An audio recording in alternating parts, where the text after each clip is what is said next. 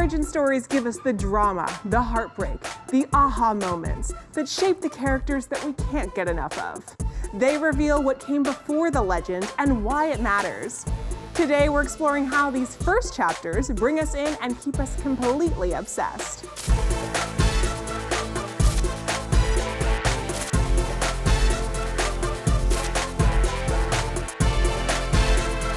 Hi, I'm Elizabeth Stanton, and you're watching PopStar Today.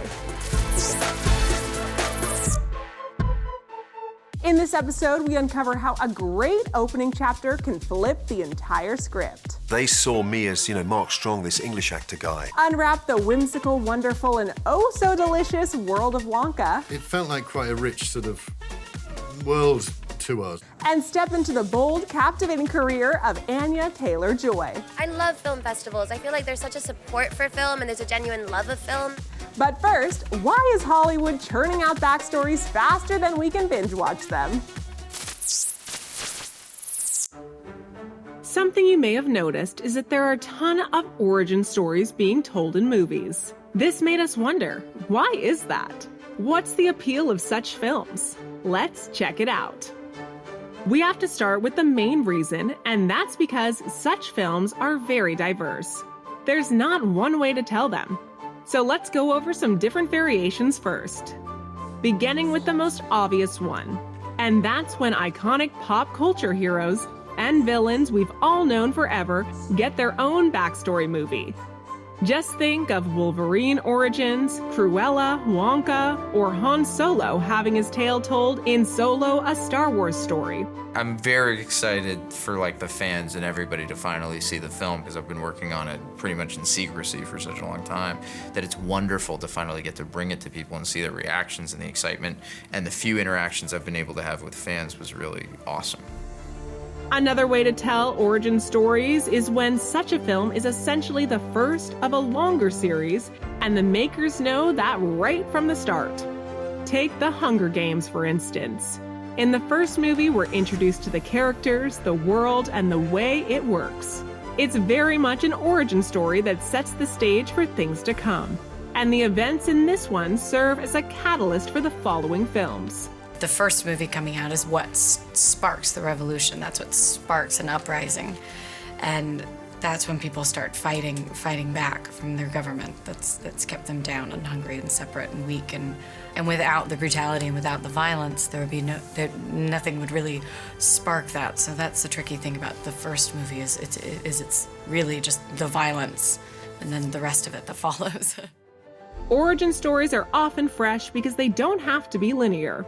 They may be the first story in a saga or a prequel, but they're often not released until we've seen several movies with the character. In fact, origins can happen in the weirdest places.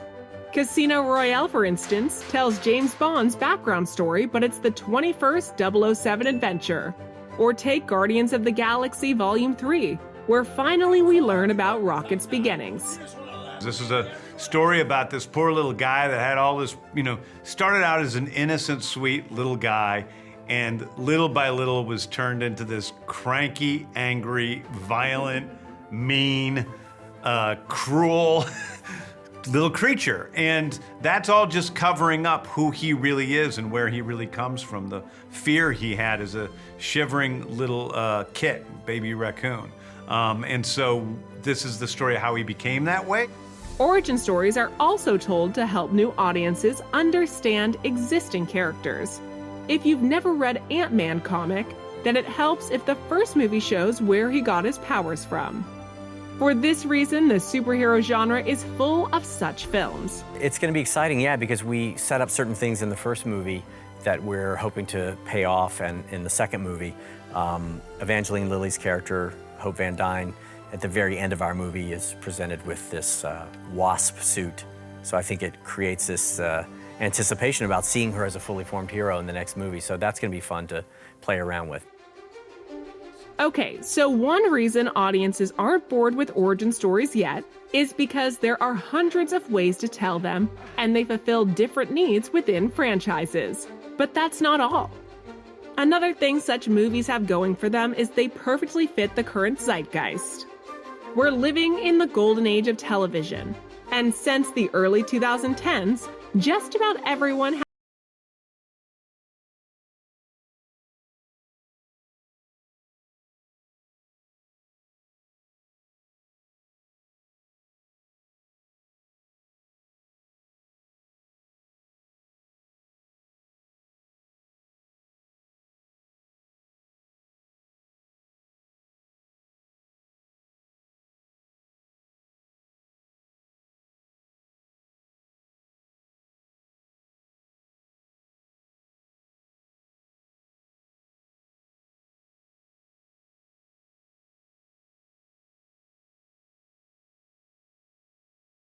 so expect plenty more to come in the future.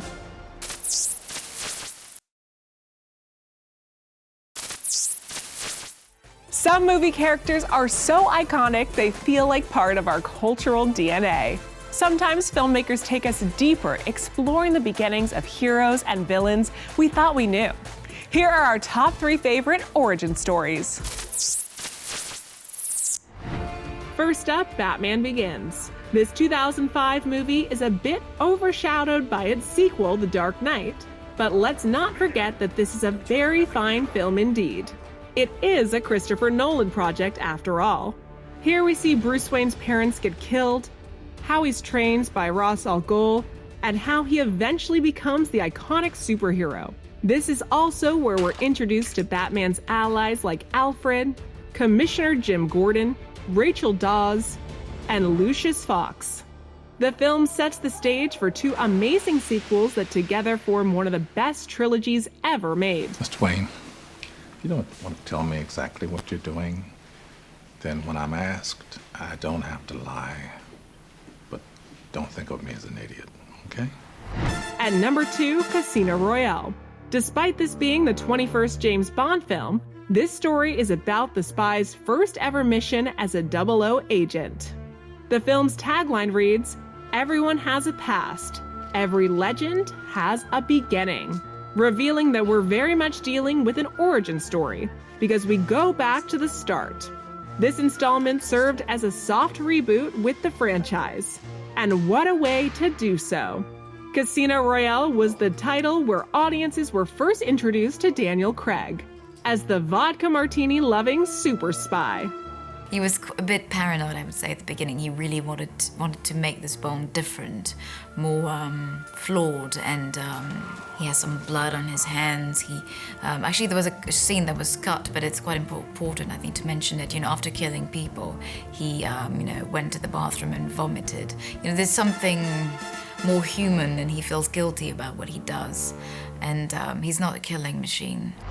And lastly, our favorite origin story of all time is Joker. Yep, iconic villains have beginnings too. In this 11-time Oscar-nominated film, we find out that Batman's arch-nemesis is actually a very deranged man called Arthur Fleck, who has issues separating reality from delusions and controlling his very awkward laugh.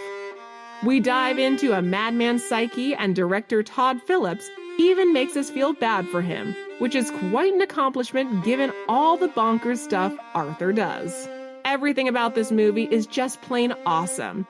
But we think it's especially Joaquin Phoenix's Oscar-winning performance that truly elevated it to the next level. There are so many different possibilities, and I wasn't sure what was real and what wasn't.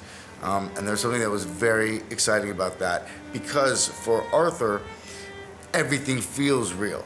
So whether it objectively is real or not, I don't know. But for him, it was real, and there was something that was great about that for me as an actor.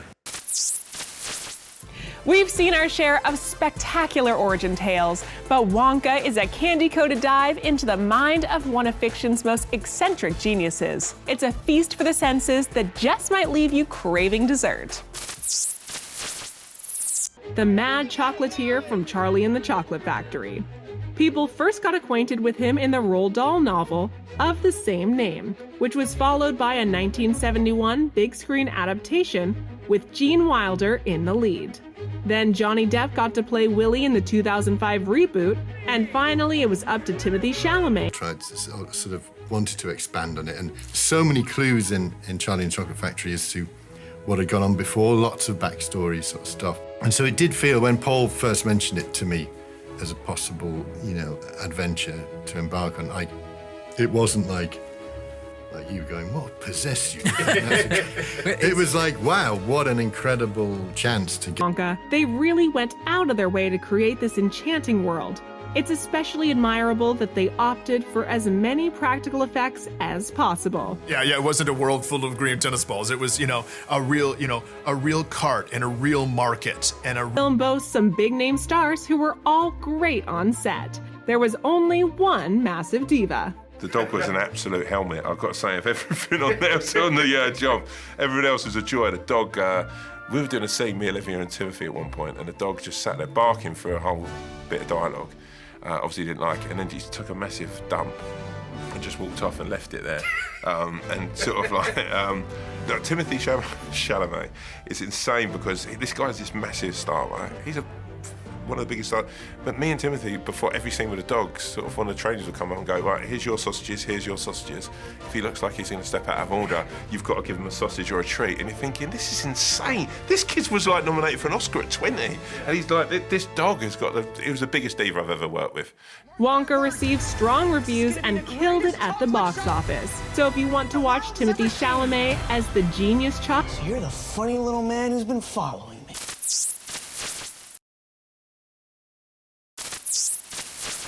Anya Taylor-Joy can take a backstory like Furiosa, a Mad Max saga, and turn it into the main event. Her resume is a masterclass in range.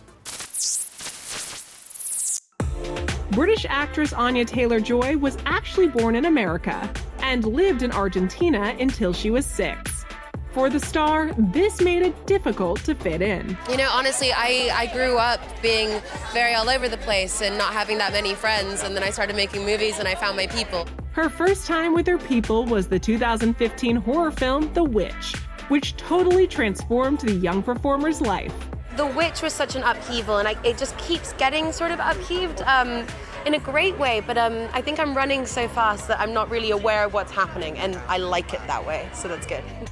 A year later, she found herself working on another scary movie, the M. Night Shyamalan project Split, which she loved starring opposite James McAvoy. I've said this to his face a couple of times, but I think it makes him feel a little bit uncomfortable. I'd see this movie for his performance alone. I got to watch it from the other side of camera every single day, and he's just so phenomenal in it, and it was an utter privilege to work with him and to watch him. With her career now in full swing, Anya found herself thrown into the deep end of showbiz and had to learn, for example, how to act on a red carpet. The lights go and you're sort of like, what am I doing with my face? I'm just gonna stand here until they tell me I can leave. But I think we will give each other like pep talks in the mirror there, or at least I do. Am I weird for doing that? Like you look yourself in the mirror and you're like, you can do this. You've got this, like you're gonna be fine. I do that all the time. In 2019, she reprised her role from Split for the sequel Glass and loved getting the gang back together. As an actor, it's obviously incredible because I get to learn from the very, very best. But as a human, I'd say it's more so. These are incredible people with very deep, intellectual, wonderful, beautiful souls. And so to get to know them is the biggest blessing of all. Not long after, Taylor-Joy won a Golden Globe Award for her performance in the miniseries The Queen's Gambit.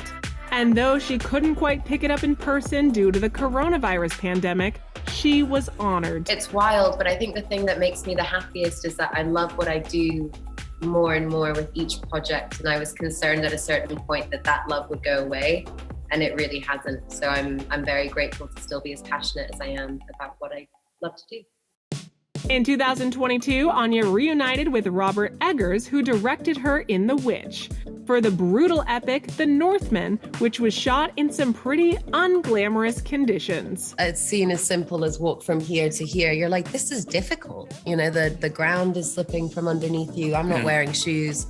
Alex is not wearing any shirt. We're just trying to survive. So there's an element that just makes that pretty real.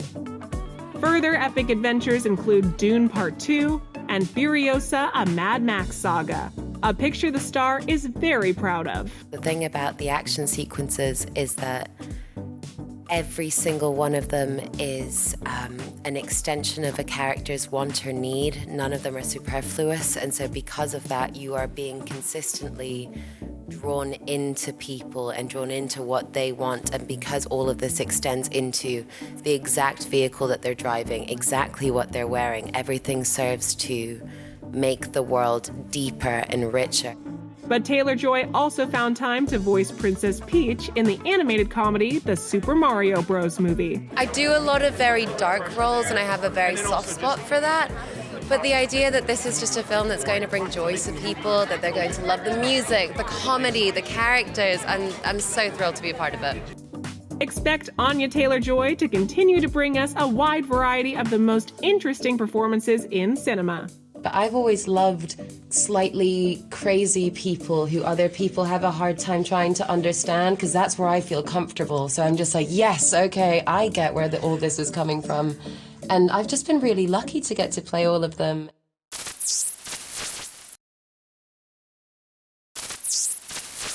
Not every origin story is dark and brooding. Sometimes it bursts onto the screen with a whirlwind of humor, heart, and chaos, just like Shazam.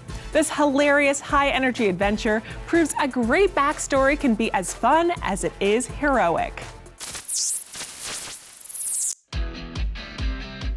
Just about every superhero out there has had an origin film about who he or she is and where they're from. Among them, we find the motion picture Shazam. The initial idea for this 2019 movie was that it would be two origin stories for Shazam and his nemesis, Black Adam. However, they split that into two different movies, with Black Adam being played by Dwayne Johnson and getting a standalone origin flick. But we'll focus on Shazam for now. The story follows a teen boy called Billy Batson, who's granted superpowers. If he yells the movie's title magic word, then he transforms into an adult hero, who's played by Zachary Levi. The fun part is that he's just a kid and behaves as such. So instead of fighting crime or saving the world, he and his best buddy just go have fun with it. I'd like to purchase some of your finest beer, please. As I was doing it, it was dawning on me that, oh man, what a cool gift that I've been given, that I get to have a fun superhero that's not feeling weighed down with the responsibilities of saving the world all the time and the drama that comes with that. Shazam received positive reviews and is just a fun movie to watch. The cool thing is they kept it so small. It's not about saving whole galaxies, crossovers with different universes, and all the other shenanigans superhero movies are full of nowadays. Instead, it's just about two pals being thrown into a weird situation.